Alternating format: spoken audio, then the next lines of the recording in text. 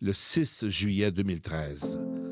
En pleine nuit, je suis réveillé et, aux petites heures, mon caméraman Yannick Cournoyer et moi, nous nous dirigeons vers Lac-Mégantic. C'était la catastrophe. Des wagons empilés les uns sur les autres, la fumée, le feu qui s'en dégageait. Je ne pensais jamais voir pareille chose dans ma vie. À la polyvalente de Montignac, des parents pleuraient et se demandaient s'il y avait une simple chance, un simple espoir de revoir vivant leur fille ou leur garçon. D'autres racontaient avoir quitté le Musicafé avant que le train affolé fonce et tue 47 personnes. Le directeur du service des incendies de Sherbrooke, Gaétan Drouin, dirigeait les opérations. Il revient sur ce drame inimaginable.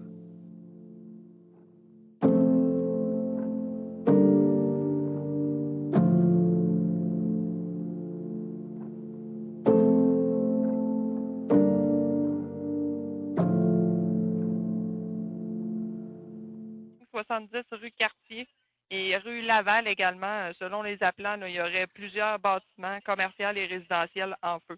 Allez-y avec la générale. 1h18, Lac-Mégantic, alerte générale, incendie visible des villages à côté. Sûreté du Québec sur place, n'ont aucune idée de qu'est-ce qui brûle comme bâtiment. En direction à 1h20. Oh mon Dieu! Oh mon Dieu! Selon une des informations qu'on aurait eues, là, ce serait un train qui aurait explosé sur la rue Millet. 204 pour un train qui a sauté. Vous pouvez ressonner un deuxième alarme générale, s'il vous plaît. Il y a un immense nuage de flammes sur environ peut-être 2-3 000 pieds de long. Notre cocktail de train, c'est notre cocktail de train. Hey, c'est dans eux, là! Gaétan Drouin, vous étiez à l'époque directeur du service des incendies de Sherbrooke. Vous avez été appelé dans la nuit du 5 au 6 juillet 2013 à Lac-Mégantic. Quand vous avez vu ça, cette scène d'apocalypse, on va se le dire, ça a été quoi votre réaction? À l'arrivée sur les lieux, puis je vous dirais même sur la route, on a 3 équipes d'autopompes qui ont été mises en direction, une équipe avec un véhicule d'élévation, un chef aux opérations à ce moment-là et moi-même. Et dès qu'on arrive à la hauteur d'East Angus, on commence déjà à voir la lueur rouge dans le ciel. Et ça dure jusqu'à l'arrivée sur les lieux. Et bien sûr, à l'arrivée sur les lieux, bien écoutez, c'est les différents déflagrations des wagons-citernes qui s'éventrent avec un taux d'inflammabilité qui est très, très élevé. Donc, c'est des immenses boules de feu. C'est un peu le comité d'accueil là, en arrivant sur les lieux. Mégantic est brûlé au complet.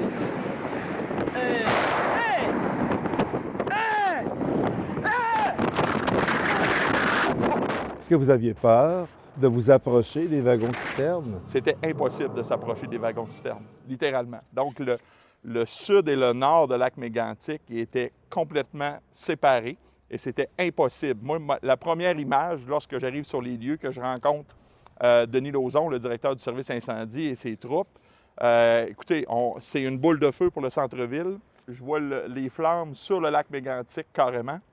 Je vois que le feu est pris dans le boisé derrière à ma droite et l'ensemble du souterrain est en feu pour le centre-ville de Lac-Mégantic. Donc, la première stratégie était de sauver l'épicerie métro, la petite hôtel qui est à l'entrée du côté sud et l'hôtel de ville.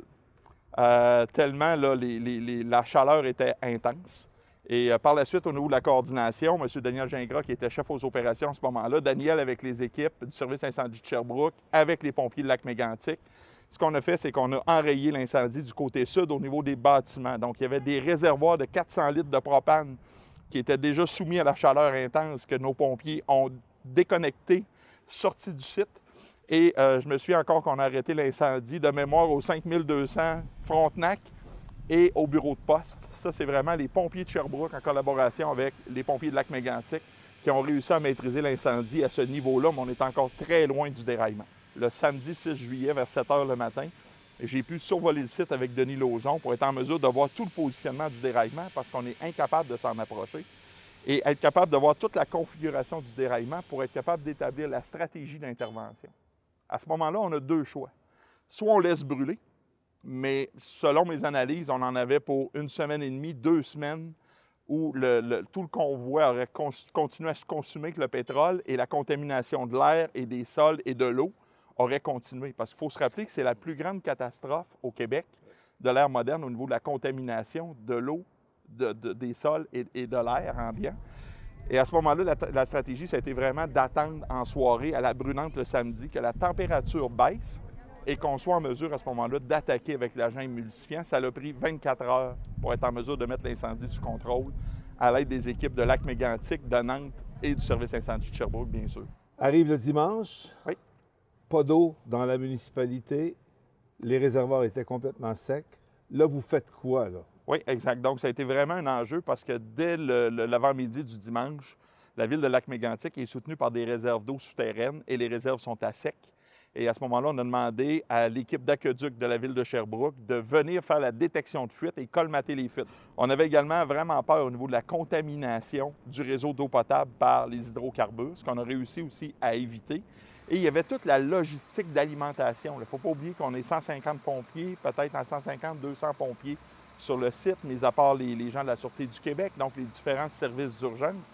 Et ça, je tiens à le souligner, dans toute la coordination des opérations au Lac-Mégantic, ça a été une entraide historique. Il faut savoir qu'il y a eu plus de 80 services incendies qui ont participé aux opérations pendant tout le mois de juillet, partant de jusqu'à Sept-Îles, en passant par Gatineau, et même pendant la fin de semaine des événements, 5 services incendies du côté américain également qui nous ont prêté main forte. Il ne faut pas oublier qu'à ce moment-là, la Sûreté du Québec, elle, son rôle, c'est aussi de préserver les preuves, pendant que nous, on doit compléter l'extinction des sites et même aider les policiers à l'identité judiciaire pour la recherche des fouilles qui vont s'entreprendre de mémoire le lundi ou le mardi suivant. Oui, c'est ça. Pour être en mesure, encore une fois, de tenter de retrouver les corps des victimes. Il va y avoir une difficulté à gérer le stress. C'est pas les 150 pompiers qui géraient ça de la même façon, là, parce que c'était immense, là. C'était un fardeau incroyable. Ça, j'ai été surpris, même plusieurs années plus tard, d'avoir des témoignages de pompiers qui m'ont dit « Tu sais, Gaétan, je me suis présenté une journée, c'était assez. Je ne pouvais pas revenir le lendemain. » C'est vrai que l'atmosphère était lourde. L'odeur, moi, je me souviens que l'odeur du site, ça a duré pratiquement 1 an. Je me fermais les yeux, j'étais capable, il me semble que l'odeur me revenait en mémoire rapidement. 47 victimes. On dit toujours qu'il y a eu une 48e victime, un pompier. Exact. Un jeune pompier. C'était son premier incendie, pompier de Lac-Mégantic, qui a fait un excellent travail, mais qui malheureusement s'est enlevé la vie à la fin des événements de mémoire en septembre 2013. Oui, c'était devenu trop gros. Hein? Exact. Énorme. Exactement. On retient quoi de tout ça finalement? Vous, là, c'est vrai que vous avez sombré un peu à la suite de tout ça. Vous aviez besoin d'un ressourcement. On est rendu à l'automne. Vous en pouviez plus, là? Non, pas vraiment. Moi, je vous dirais que de mon côté, ça a été beaucoup plus la communauté des gens de l'urgence, de la sécurité incendie au Québec me disait, tu sais, Gaétan, ce que tu as vécu, il faut absolument que tu nous le traduises, que tu nous l'expliques. Et ce que j'ai fait, c'est environ une centaine de conférences de mémoire là, entre Ottawa et Nouveau-Brunswick à la demande des gens, des services incendies, des services d'urgence, pour venir parler de mon expérience comme coordonnateur. Et ça vous a aidé? Ça m'a aidé à bien vulgariser ce qu'on a vécu sur place, à rendre le travail de collaboration, puis à bien le rendre, et aussi à exprimer les moments de doute dans une situation comme ça, qui, comme je le répète, qui est de la démesure. Donc, ça ne peut pas être parfait. Les journées se suivaient, les gens commençaient à être impatients, on n'avait pas trouvé beaucoup de victimes. Là, il y avait vraiment beaucoup de pression sur vous. Tout à fait. Beaucoup d'incompréhension de la part de la population. Hein.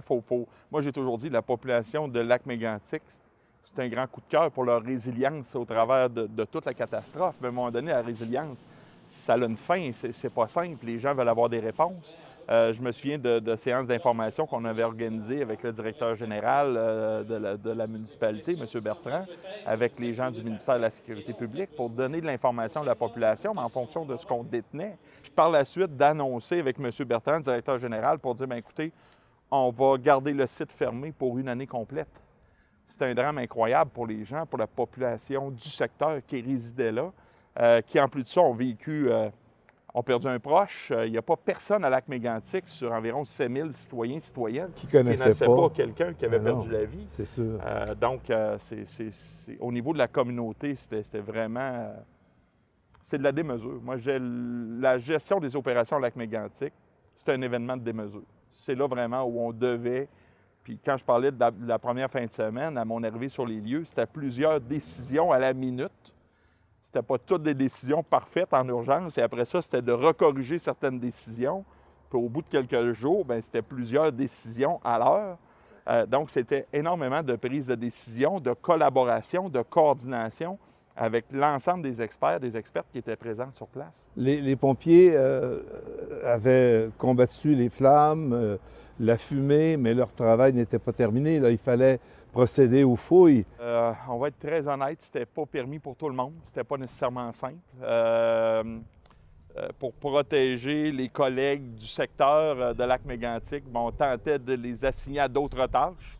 Mais les gens ont un grand cœur, veulent absolument participer. Nous, on veut les éloigner un peu du drame. Donc, il y a beaucoup d'explications à donner par rapport à ça.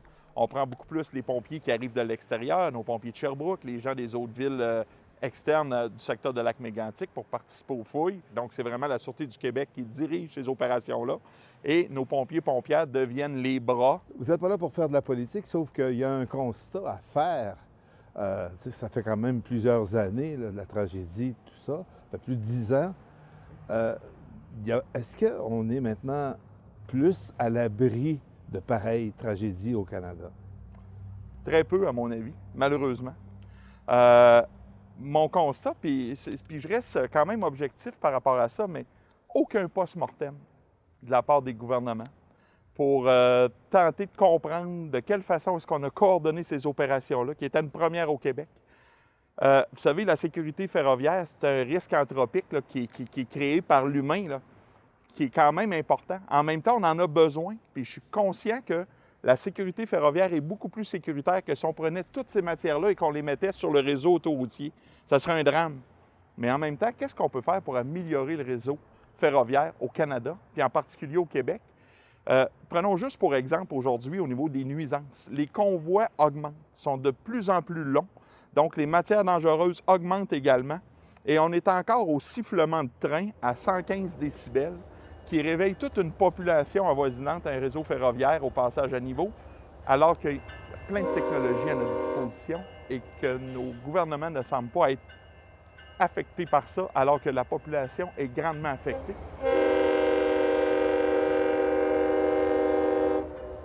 L'autre enjeu aussi, pourquoi est-ce que les programmes de subvention? Parce que l'ensemble des villes municipalités au Canada peuvent avoir accès à un programme de subvention pour aménager des passages à niveau qui va amener à terme une possibilité d'arrêt du sifflement de train.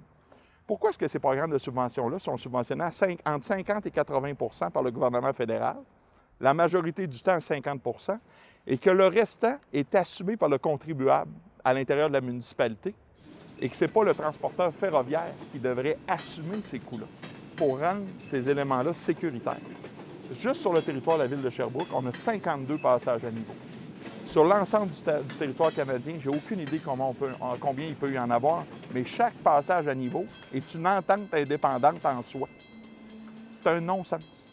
Il faut absolument que le gouvernement fédéral, à mon avis, s'y penche, qu'on augmente les niveaux de sécurité, parce que je ne pense pas, très honnêtement, qu'on va être en mesure de mettre des convois ferroviaires sur des sites propres à l'extérieur des villes et des municipalités. Ça coûterait peut-être des centaines de milliards.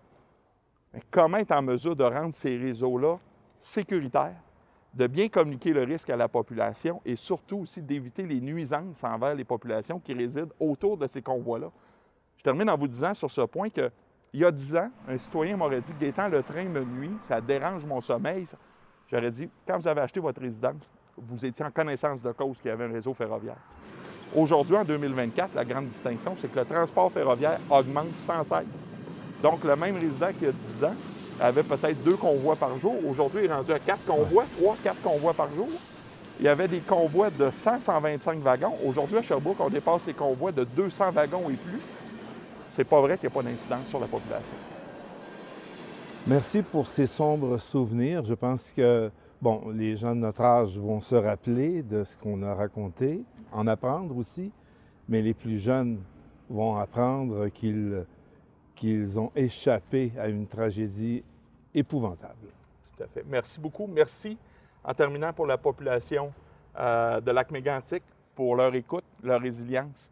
Merci à l'ensemble des collaborateurs qu'on a pu côtoyer sur place. Ça a été, malgré le drame, je le répète, un travail d'équipe incroyable. C'est à se rappeler parce que malheureusement, hein, c'est inévitable, il y aura d'autres tragédies au Québec un jour. Il faut se souvenir des éléments positifs de Lac-Mégantic au niveau des opérations pour d'éventuelles situations d'urgence.